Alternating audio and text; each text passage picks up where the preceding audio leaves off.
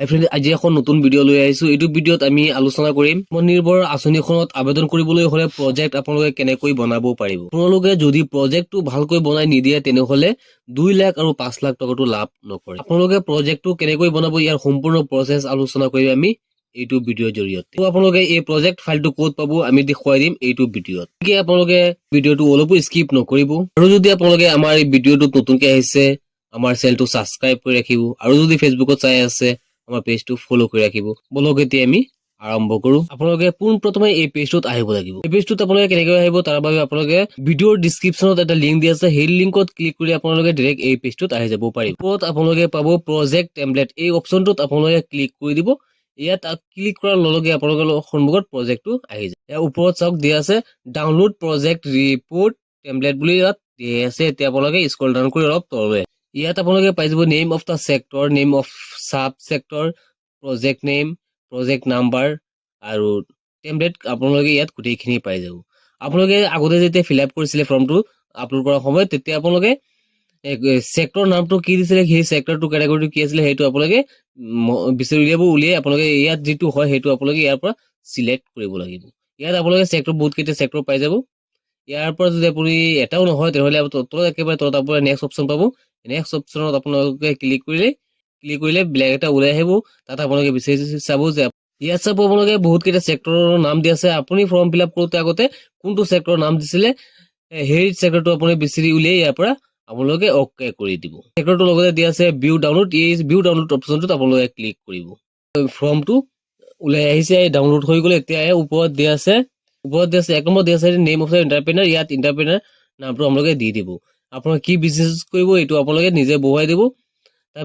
তাৰপিছত আছে 2 নম্বৰত লিগেল ষ্টেটাছ। লিগেল ষ্টেটাছটো ইণ্ডিভিজুৱেল, এইটো অট'মেটিক দিয়াই থাকিব, এইটো আৰু চেঞ্জ কৰিব নালাগে। ইয়াত আপোনালোকে 1 নম্বৰত পাই যাব নেম অফ দা এণ্টাৰপ্ৰেনাৰ। ইয়াত এণ্টাৰপ্ৰেনাৰ নামটো আপোনালোকে লিখি দিব। আপোনালোকে কিহৰ কাৰণে পইচাটো ল'ব, বিজনেছ কি বিজনেছ হয় এইটো আপোনালোকে ইয়াত লিখি দিব। তাৰপিছত আছে লিগেল ষ্টেটাছ। লিগেল ষ্টেটাছটো ইণ্ডিভিজুৱেল, এইটো থাকিব, এইটো আপোনালোকে চেঞ্জ কৰিব নালাগে। তাৰপিছত আছে ফাদাৰ স্পৌছ নেম, ফাদাৰ স্পৌছ নেমটো আপোনালোকে ইয়াত লিখি দিব। তাৰপিছত আছে কণ্টেক্ট ডিটেইলছ, এই গোটেইখিনি আপোনালোকে ধুনীয়াকৈ ইয়াত ফিল আপ কৰিব লাগিব।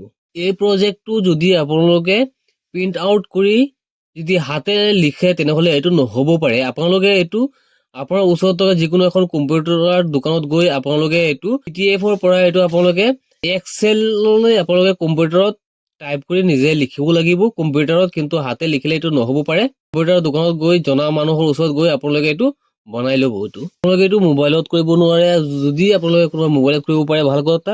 আপোনালোকে এইটো কি কৰিব, PDF বনাই আপোনালোকৰ ওচৰত থকা যিকোনো এখন কম্পিউটাৰ দোকানত জনা মানুহৰ ওচৰত গৈ কম্পিউটাৰত আপোনালোকে PDFটো আপোনালোকে কনভাৰ্ট কৰিব এক্সেললৈ। এক্সেলত কনভাৰ্ট কৰি আপোনালোকে এইটো কম্পিউটাৰত লিখিব লাগিব, হাতে লিখিলে নহ'ব পাৰে এইটো। তাৰপিছত আপোনালোকে 4 নম্বৰত কণ্টেক্ট ডিটেইলছ আছে। ইয়াত আপোনালোকে ডিষ্ট্ৰিক্টটো দিব, LAC দিব, ব্লক, টাউন, ভিলেজ বা ৱাৰ্ড যিটো হয় আপোনালোকে গোটেইখিনি ফিল আপ কৰিব। পোষ্ট অফিচটো দিব, পিনক'ডটো কি আছে আপোনালোকে দি দিব, লগতে আছে ইমেইল আইডিটো আপোনালোকে দিব আৰু মোবাইল নম্বৰটো আপোনালোকে দিব লাগিব। 5 নম্বৰত দিয়া আছে লোকেশ্যন অফ দ্য ইউনিট।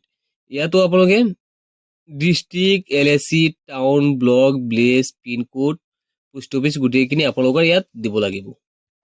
6 নম্বৰত আহিছে আপোনাৰ এক্সিষ্টিং বেংক ডিটেইলছ। ইয়াত আপোনালোকৰ বেংক ডিটেইলছটো দিব লাগিব। বেংকৰ একাউণ্ট নাম্বাৰটো আপোনালোকে দিব, বেংক এণ্ড ব্ৰাঞ্চ নামটো আপোনালোকে দিব, IFSC কোডটো আপোনালোকে ইয়াত দি দিব। তাৰপিছত আপোনালোকে পাৰপ'জ এক্টিভিটিটো আপোনালোকে দিব। 8 নম্বৰত কষ্ট অফ দ্য প্ৰজেক্ট। ইয়াত আপোনালোকে চেঞ্জ নকৰিলেও হ'ব, আৰু যদি চেঞ্জ কৰিব বিচাৰে চেঞ্জ কৰিব পাৰে। তাৰপিছত আছে মেজ অফ দ্য ফাইনেন্স। আপোনালোকে সেইটো চেঞ্জ যদি আপোনালোকে কৰিব বিচাৰে আপোনালোকে এইটো চেঞ্জ কৰি ল'ব, পেক্সেলত কিন্তু কৰিব আপোনালোকে। 10 নম্বৰত দিয়া আছে পে বেক পিৰিয়ড। এইটো 5 years দিয়া আছে, এইটো আপোনালোকে চেঞ্জ কৰিব নালাগে। 2 নম্বৰ ফৰ্মটোত দিয়া আছে বেকগ্ৰাউণ্ড, এইটো আপোনালোকে চেঞ্জ কৰিব নালাগে, যেনেকৈ আছে তেনেকৈ থাকিবলৈ দিয়ক। দিয়া আছে 2 নম্বৰত ইন্ট্ৰডাকশ্যন এবাউট দ্য প্ৰজেক্ট। ইয়াতো আপোনালোকে একো চেঞ্জ কৰিব নালাগে, যেনেকৈ আছে তেনেকেই থাকিবলৈ দিয়ক। 3 নম্বৰ পেজত আপোনালোকে একো চেঞ্জ কৰিব নালাগে। 4 নম্বৰত দিয়া আছে মাৰ্কেটিং, আপোনালোকে ক'ত মাৰ্কেটিং কৰিব। ইয়াত দিয়া আছে নেম অফ দ্য ডিষ্ট্ৰিক্ট। আপোনালোকে য'ত নেকি দোকান চলাব কিবা কৰিব সেই ঠাইখনৰ ডিষ্ট্ৰিক্টখনৰ নাম আপোনালোকে ইয়াত লিখিব লাগিব, নেম অফ দ্য ডিষ্ট্ৰিক্টত। অফ দ্য ডিষ্ট্ৰিক্ট ইয়াতো আপোনালোকে গোটেইখিনি আপোনালোকে ধুনীয়াকৈ ফিল আপ কৰি ল'ব।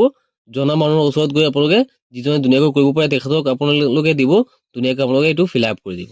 ফৰ্মটো আপোনালোকে একো চেঞ্জ কৰিবলগীয়া নাই। আপোনালোকে স্কুল ডাউন কৰি অলপ তললৈ আহিব।